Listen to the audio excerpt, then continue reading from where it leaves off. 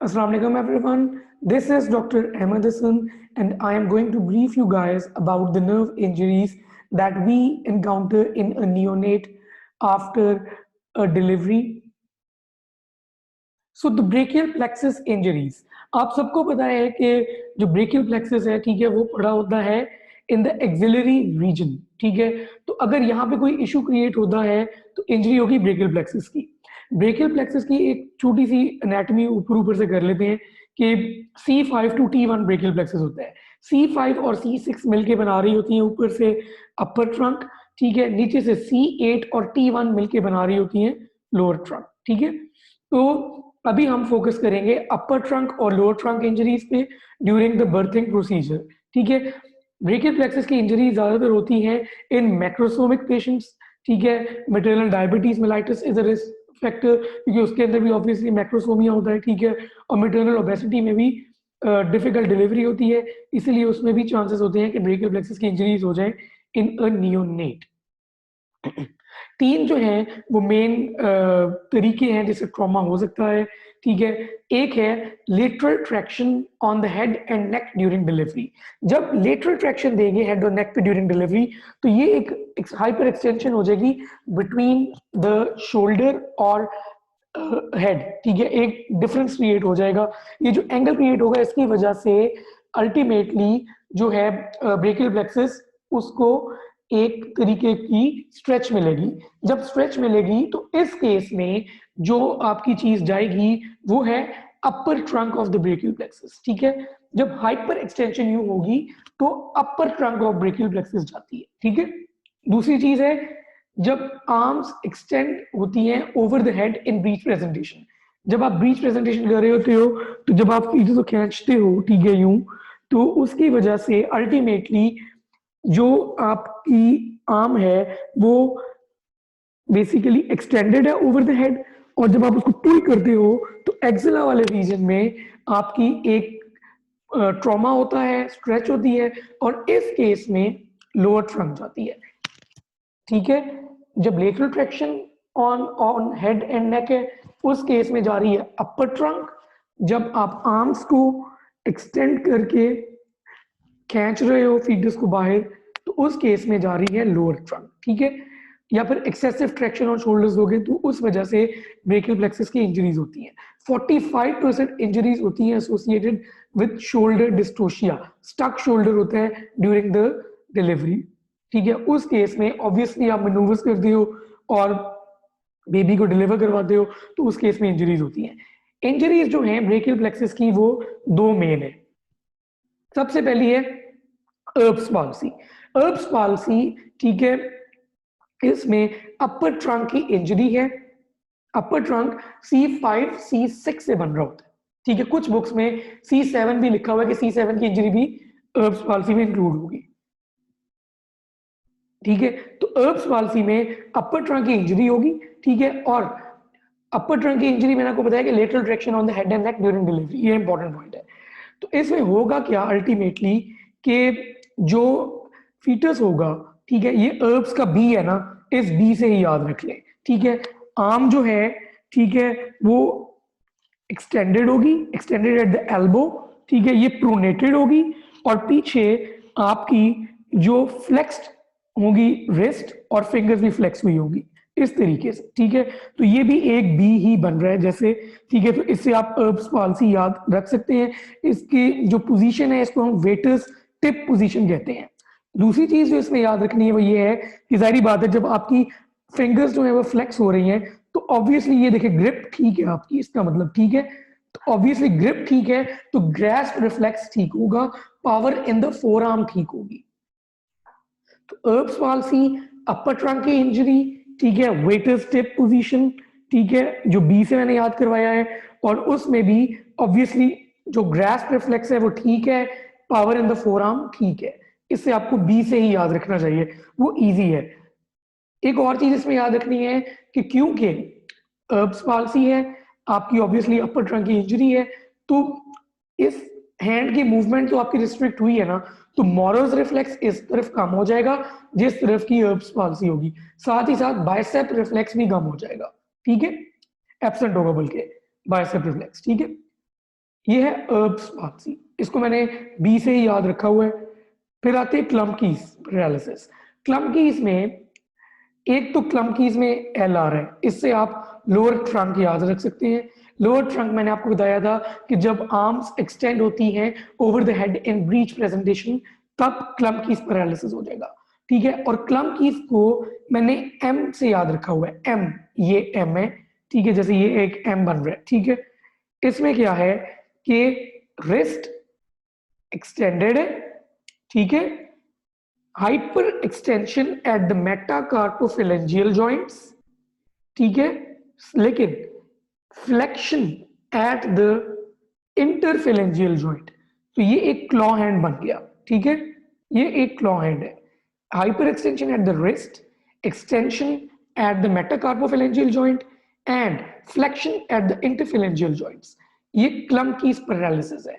इसमें क्योंकि एक क्लॉ बना हुआ है, ठीक है, तो इजी नहीं होगा कि वो इजीली बंद कर सके, यूं याद रख ले। तो ग्रैस्प रिफ्लेक्स जो है, ठीक है, वो एब्सेंट होगा इस केस में, ठीक है। क्लम्कीज पैरालिसिस में ग्रैस्प रिफ्लेक्स नहीं है। अर्ब्स पैरालिसिस में ग्रैस्प रिफ्लेक्स ठीक है। ये बहुत इंपॉर्टेंट चीज है याद रखने वाली।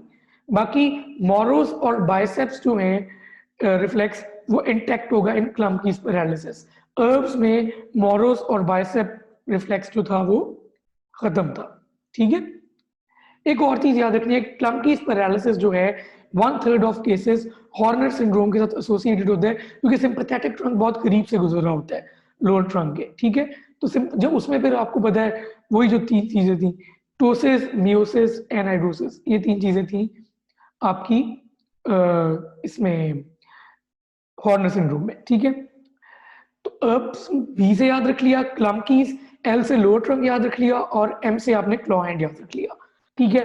अर्ब्स बी है, ये पीछे है, तो वेटर्स टिप पोजीशन है, तो वेटर्स टिप पोजीशन में ऑब्वियसली ग्रास रिफ्लेक्स होगा, क्लम्कीज में ग्रास रिफ्लेक्स नहीं है, ठीक है। इसका उल्ट है मोरस और बाइसेप्स वाला, ठीक है। अब जो ब्रेकियल प्लेक्सस की इंजरीज होती हैं उसमें जो इंपॉर्टेंट चीज है उसको हमने क्लासिफाई करना होता है, और ये बेसिकली हेल्प आउट करता है कि इसकी प्रोग्नोसिस कैसी है। तीन टाइप्स की नर्व इंजरीज होती हैं, एक है न्यूरोप्रेक्सिया, एक है एक्सोनोमेटिक, एक है न्यूरोटोमिसिस। न्यूरोप्रेक्सिया में क्या होता है कि नर्व की सिर्फ स्ट्रेचिंग हुई है और डायरेक्टली डैमेज नहीं हुई, सिर्फ स्ट्रेचिंग हुई है या एडिमेटस हो गई है, उसकी वजह से थोड़ा सा डेफिसिट आ गया उसके फंक्शनिंग में, तो ये रिवर्सिबल इंजरी होती है और फ्यू वीक्स में ठीक हो जाती है।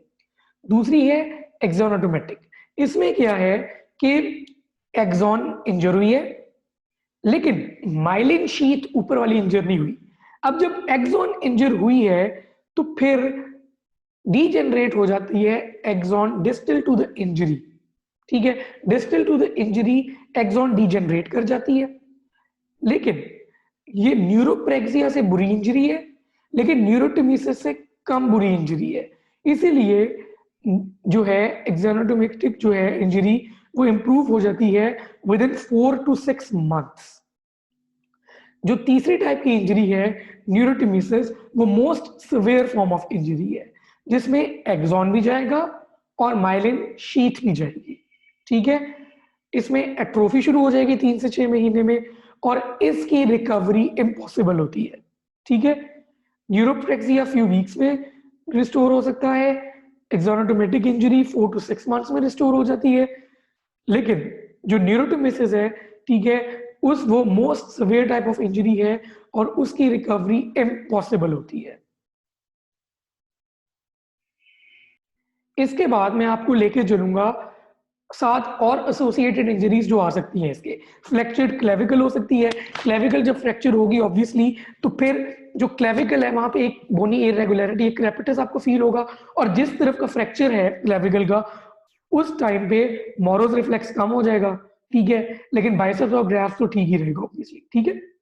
फ्रैक्चर्ड ह्यूमरस, अगर ह्यूमरस फ्रैक्चर है, ठीक है, तो उस केस में भी क्रेपिटस आपको अपर आर्म में फील होगा, ठीक है, लेकिन इस केस में भी मोरो कम हो जाएगा क्योंकि जाहिर बात है इंजरी है तो पेन की वजह से पूरा मोरो होगा ही नहीं, ठीक है। बाइसेप्स और ग्रास रिफ्लेक्स ठीक रहेगा। साथ एसोसिएटेड इंजरी बर्थिंग में सेफल हेमाटोमा हो सकता है, वो मैंने पहले भी पढ़ाया था कि सब पेरियोस्टियल लोकलाइज्ड ब्लड एग्रीगेशन है जो फ्यू मंथ्स टू रिजॉल्व ले लेती है, ठीक है। टॉर्टिकोलिस हो सकती है, ठीक है, जिसमें नर्व की जो नेक है उसकी सस्टेन कॉन्ट्रैक्चर हो जाता है। फिर ये वाली अगली दो इंपॉर्टेंट है जो बार बार पूछी जाती है, एक है facial nerve palsy. Facial nerve palsy जो है ना, ठीक है, डिटेल्स इसकी हैं इजी, ठीक है, वो किसी और लेक्चर में बता दूंगा, लेकिन इसमें सिंपल ये याद रखिए, आपने पढ़ा होगा upper motor neuron lesion of the facial nerve and lower motor neuron lesion, ठीक है। जो अपर मोटर न्यूरॉन लीजन है उसको हम सेंट्रल कह देते हैं, जो लोअर मोटर न्यूरॉन लीजन है उसको पेरिफेरल कह देते हैं, ठीक है। जो सेंट्रल होती है ना, पहले तो फेशियल नर्व की जब लीजन होती है तो क्या चीजें आपको मिलेंगी ओवरऑल मैं बताता हूँ। जो अफेक्टेड साइड है उसमें फोरहेड की रिंकलिंग खत्म हो जाती है तो स्मूथ फोरहेड होगा, ठीक है। आई क्लोज नहीं हो सकती क्योंकि ऑर्बिकुलरिस ऑक्यूलाई जो है वो प्रॉपर तरीके से काम नहीं कर रहा, ठीक है। उसके बाद ये नेजोलेबियल फोल्ड जो है वो नहीं होगी, और उसके बाद जो आपकी जो है माउथ, ठीक है, उसकी एंगल ऑफ माउथ डिविएशन हो जाएगी और वहां से ड्रिबलिंग शुरू हो जाएगी सलाइवा की। ये चार चीजें एक साइड ऑफ फेस पे आ सकती हैं अगर फेशियल नर्व की इंजरी है एक साइड की। लेकिन अगर पेरिफेरल इंजरी है तो पेरिफेरल में ये चारों चीजें आएंगी उस साइड पे। लेकिन अगर सेंट्रल इंजरी है, ठीक है, तो फिर नीचे वाली दो चीजें आ जाएंगी, यानी कि नेजोलेबियल फोल्ड जो है वो एब्सेंट होगी और माउथ जो है उसका एंगल ऑफ माउथ डिविएट होगा और वहां से ड्रूलिंग ऑफ सलाइवा हो सकता है। लेकिन जो ऊपर वाली दो चीजें हैं, wrinkling of the forehead and जो आंख का मसला था कि आई जो है वो क्लोज नहीं हो रही थी, ये दो चीजें स्पेयर हो जाती हैं in central facial nerve palsy, क्योंकि जो ऊपर वाला पार्ट होता है जो फेशियल नर्व के जिस न्यूक्लियस से सप्लाई हो रहा होता है उसको दोनों साइड से सप्लाई आ रही होती है। इसको इस तरीके से याद रख ले, मैंने तो ऐसे याद रखा हुआ है कि पेरिफेरल में, ठीक है, दूर वाली चीज है तो बात दूर तक जाएगी, ठीक है, सारी चीजें उड़ गई, और सेंट्रल में फोकस्ड है सिर्फ उस तरफ की दो चीजें जाएंगी, ठीक है, इस तरह याद रख लें।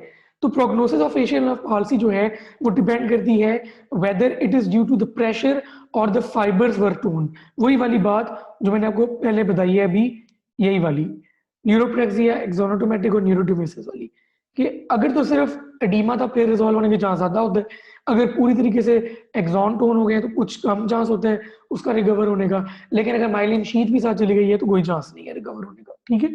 तो इसके ट्रीटमेंट में आप क्या करते हो कि एक्सपोज्ड आई की केयर करते हो, न्यूरोप्लास्टी वगैरह कर देते हो, लेकिन आपने फेशियल नर्व पाल्सी को मोबियस सिंड्रोम से बहुत तरीके से जो है ना उसको डिफरेंशिएट करना है, क्योंकि मोबियस सिंड्रोम में भी इसी तरीके की फाइंडिंग होती है कि जो डिप्रेसिव्स ऑफ माउथ है ना, ठीक है, वो जो है उनकी एब्सेंस होती है, ठीक है। अभी तक हम लोगों ने ब्रेकियल इंजरीज में अर्ब्स पढ़ा, प्लमकीज पढ़ा, क्लासिफिकेशन पढ़ ली है, ठीक है, साथ एसोसिएटेड में क्लेविकल का फ्रैक्चर, ह्यूमेरस का फ्रैक्चर, सेफल हेमाटोमा, टॉर्टिकोलिस और फेशियल नर्व पाल्सी पढ़ ली है, ठीक है।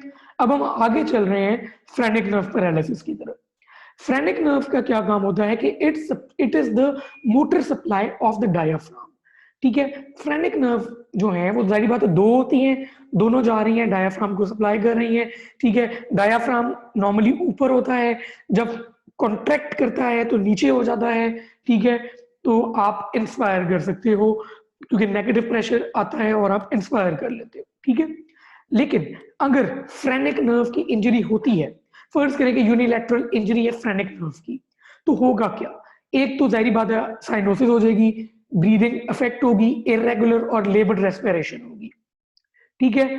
थोरेसिक ब्रीदिंग हो जाएगी, एब्डोमिनल तो हो ही नहीं सकेगी क्योंकि थोरैको एब्डोमिनल ब्रीदिंग होती है ना, ठीक है, या एब्डोमिनो थोरेसिक ब्रीदिंग होती है, एब्डोमेन का रोल होता है, जब डायाफ्राम ही पैरालाइज हो गया तो एब्डोमेन का रोल खत्म हो गया, ठीक है। उसके बाद जिस साइड की फ्रेनिक नर्व इंजर्ड है उस साइड की ब्रीदिंग साउंड्स कम हो जाएंगी, ठीक है। और जब आप ऑब्जर्व करोगे तो thrust of the diaphragm on the affected side खत्म हो जाएगा क्योंकि वो कॉन्ट्रैक्ट ही नहीं कर सक रहा, तो थ्रस्ट खत्म हो जाएगा, ठीक है। तो इसका ट्रीटमेंट क्या होगा कि आपने करना क्या है कि इन्फेंट को, न्यूनेट को आपने इन्वॉल्व साइड पे लिटा देने, ताकि उसकी जो डायफ्राम एक साइड की चल रही है वो चलती रहे इजीली। दूसरा आपने क्या काम करना है कि उसको ऑक्सीजन इनहेलेशन देनी है अगर नेसेसरी हो, या सीपैप पे डाल देना है। अगर उससे भी काम नहीं चल रहा तो फिर ऑब्वियसली मैकेनिकल वेंटिलेशन पे डालना पड़ेगा, ठीक है। इनिशियली आपने उसको आईवी फीडिंग देनी है, आहिस्ता आहिस्ता आप उसको ओरल फीड पे भी लेके आ सकते हो। और डायफ्रेगमेटिक पैरालिसिस से मोस्ट जो कॉमन इशू क्रिएट होता है, एक तो रेस्पिरेटरी फेलियर तो ऑब्वियसली हो गई, एक और साथ मसला है पल्मोनरी इन्फेक्शंस, उनको ट्रीट करना पड़ेगा, एंटीबायोटिक्स देनी पड़ेगी। और अगर इन केस ठीक नहीं हो रहा, 1 से 2 महीने में ठीक नहीं होता, तो फिर आप क्या करोगे कि आप सर्जिकल प्लाइकेशन कर दोगे डायफ्राम की, ठीक है, क्योंकि ऑब्वियसली वो ठीक नहीं हो रही।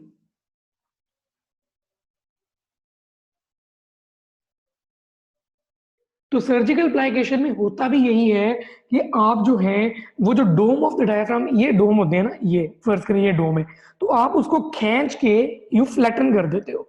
जब आप उस डोम को फ्लैटन कर देते हो तो जो लंग्स हैं उनको एबिलिटी मिल जाती है टू एक्सपैंड कर सके, ठीक है। तो ये इसका फायदा हो सकता है सर्जिकल प्लाइकेशन का। अब जो ब्रेकियल प्लेक्सस की इंजरीज हैं उसकी मैनेजमेंट क्या होगी। आपको मैंने बताया कि इनिशियली आप कंजर्वेटिव मैनेजमेंट करोगे, ठीक है, मंथली फॉलोअप करोगे, ठीक है, और पार्शियल इमोबिलाइजेशन कर दोगे। अब पार्शियल इमोबिलाइजेशन जो है ना, नेल्सन में लिखी हुई है, ये वाली जो मैंने एक साथ ये फिगर सी भी बना दी है, अगर ये वाली जो मैंने बनाई हुई है फिगर, होता क्या है कि आप अगर अपर आर्म की इंजरी है ना, तो करते क्या हो कि आप आर्म को एबडक्ट कर देते हो एट 90, ठीक है, एक्सटर्नल रोटेशन कर देते हो शोल्डर को, ठीक है, slight extension at the wrist and palm towards the face, ठीक है। कोई इस तरीके की फिगर होती है जैसा मेरा अभी हाथ बना हुआ है, ठीक है। अपर आर्म में आप इस तरीके से हाथ को, अगर अपर आर्म में इंजरी हुई है तो आप इस तरीके से हाथ को रख लेते हो 1 से 2 हफ्ते के लिए, ठीक है। और ये जो पार्शियल इमोबिलाइजेशन है इट शुड बी इंटरमिटेंट, ये नहीं कंटिन्यूसली आपने ऐसे ही रखना है, ठीक है। जब फीडिंग टाइम आया तो आपने फर्ज करके उसको आराम से छोड़ दिया। फिर लोअर आर्म जो है, लोअर आर्म में अगर इंजरी हुई है तो आपने रिस्ट को इन न्यूट्रल पोजीशन रखना है और पैडिंग रख देनी है फिस्ट के अंदर, ठीक है, यूं, ठीक है। साथ आपने इनिशियल कंजर्वेटिव मैनेजमेंट की, पार्शियल इमोबिलाइजेशन की, अप्रोप्रिएट पोजीशनिंग की ताकि कॉन्ट्रैक्चर ना बने, साथ आपने रेंज ऑफ मोशन एक्सरसाइजेस की। रेंज ऑफ मोशन एक्सरसाइजेस ये होता है कि आपके मसल्स जो नियोनेट के मसल्स होते हैं वो एट्रोफी नहीं करते। तो इन केस अगर 3 महीने में कंजर्वेटिव मैनेजमेंट, पार्शियल इमोबिलाइजेशन और अप्रोप्रिएट पोजीशनिंग और रेंज ऑफ मोशन एक्सरसाइज से फर्क नहीं पड़ रहा, तो फिर आप सर्जिकल इंटरवेंशन की तरफ जा सकते हो, जिसमें न्यूरोप्लास्टी है, फिर न्यूरोलाइसिस है, एंड टू एंड एनास्टोमोसिस है और नर्व ग्राफ्टिंग है, ठीक है। तो ये पूरी पूरी इंजरीज थी जो कि लिखी हुई है नेल्सन के अंदर, ठीक है। दोबारा से ब्रेकियल प्लेक्सस की अपर और लोअर ट्रंक की इंजरी हो सकती है।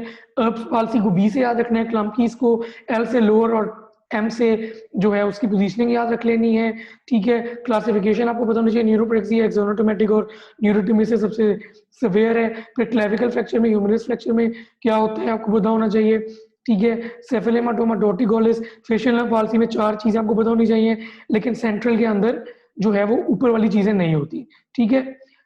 उसके बाद फ्रेनिक नर्व में डायफ्राम का इशू आ जाता है, उसमें भी ये तो कॉमन सेंस की चीजें ऊपर वाली 4, सर्जिकल प्लाइकेशन बंदा भूल जाता है। ये पता होना चाहिए कि 1 से 2 महीने में अगर रिकवर नहीं हो रहा तो सर्जिकल प्लाइकेशन कर दें, डोम को नीचे जोड़ दे, ठीक है, ताकि ऊपर जगह मिल जाए लंग के लिए फैलने के लिए, ठीक है। उसके बाद treatment of brachial plexus injuries में भी सिंपल है, जो 2 तरीके हैं। अपर आर्म की इंजरी है तो किस तरीके से आपने रखना है हाथ को, और लोअर आर्म की है तो किस तरीके से रखना है, साथ रेंज ऑफ मोशन एक्सरसाइजेस है, ठीक है। और अगर 2 महीने में, 3 महीने में ठीक नहीं हो रहा तो ऑब्वियसली आप फिर सर्जरी की तरफ जाएंगे। So this was all from my side, I hope this was helpful. Thank you so much for your time. जजाकल्लाहुल खैर। अल्लाह हाफिज।